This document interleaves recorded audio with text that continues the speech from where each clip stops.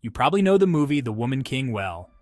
Today, I'm diving into the fascinating and complex history of the Agoge, the formidable all-female warriors of the West African kingdom of Dahomey. Picture this, it's the early 18th century, and the kingdom of Dahomey, located in what is now Benin, is on the rise. In this patriarchal society, a unique and powerful force emerges, the Agoge. Also known as the Dahomey Amazons, this group of women warriors would go on to become one of the most feared military units in West Africa. So who were these women? The Agoge were originally formed as a royal guard for the Dahomeyan king. Theory suggests the Agoge's origins can be traced to Dahomey's skilled female hunters, who operated in teams known as Gebeto. Later, the Gebeto evolved into the Dahomey Amazons, Agoge, after they were initially recruited for a palace guard unit in the early 1700s, possibly under the reign of Queen Hangbe, 1708 to 1711. This makes some sense given that men were forbidden from being in the palace precincts while Dahomeyan women were not. These women underwent rigorous training, mastering the art of combat and survival, becoming fiercely loyal to their king and country. Their skill and bravery in battle were legendary.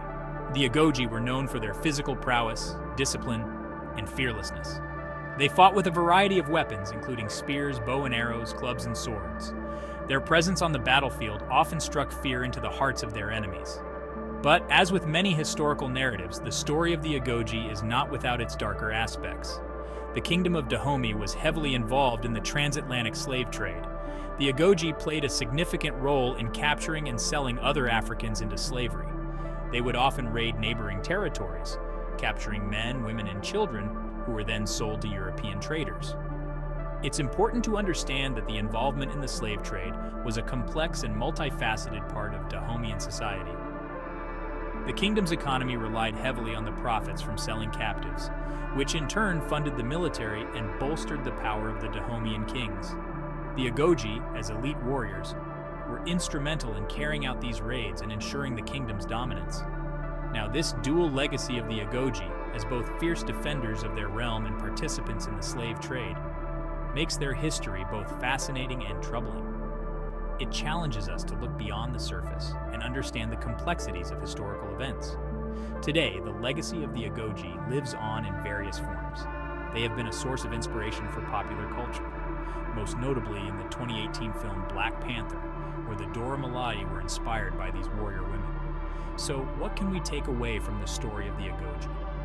They remind us of the strength and resilience of women, even in the most patriarchal societies. But they also serve as a reminder of the complicated and often brutal history of human societies.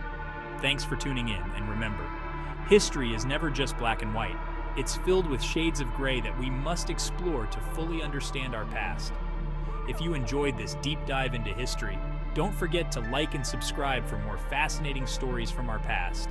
Until next time, stay curious.